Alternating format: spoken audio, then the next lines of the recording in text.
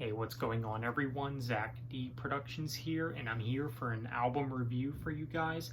It's actually been a little while since I've last done an album review on this channel, but this album here recently celebrated its 10th anniversary. It's hard to believe that the final album from this band is a decade old, and the album that I'm talking about here is Clockwork Angels by the band Rush. And Rush is definitely one of my favorite bands, and I think that this is probably the best of their modern era. Now, what I mean by modern era, I mainly mean this album, Snakes and Arrows, and Vapor Trails. Those three albums are typically what I and a lot of people refer to when they mention the modern era of Rush. And that's really saying something because, well, these albums came out years ago at this point.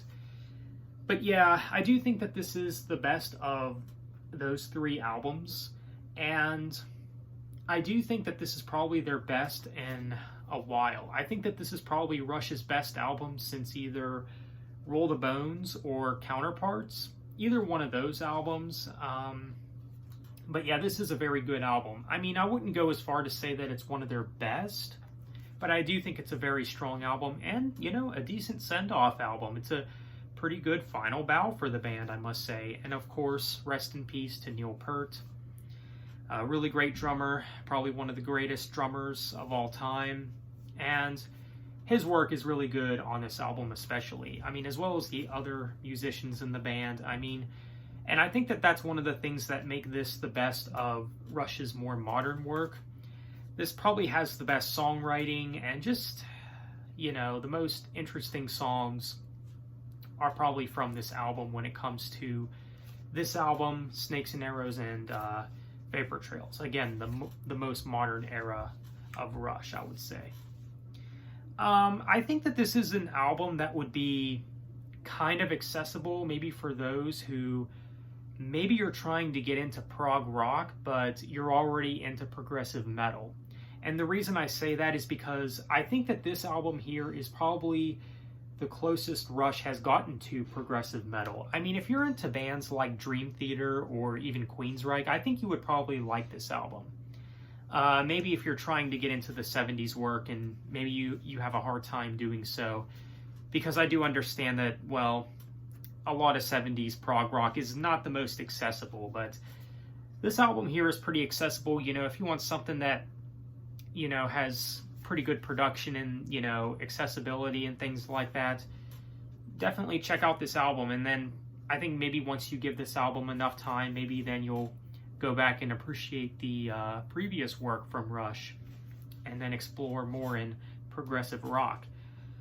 But yeah, I don't think all the songs on this album have the best replay value. I mean, to name a few favorites of mine, the title track, Halo Effect, The Wreckers, and The Garden, just to name a few. Now, Clockwork Angels, it's a very good song. I mean, the songwriting in the song is definitely outstanding.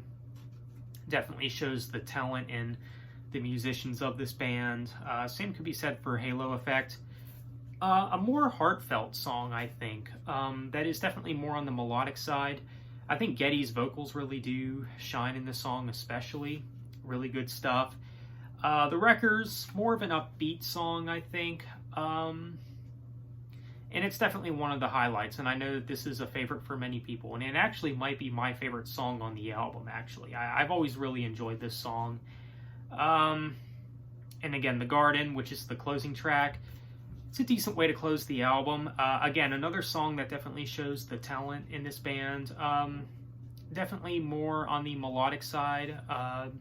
Another sort of heartfelt song that's kind of on the slower side. Definitely one of the slower tracks on the album, but it's very good.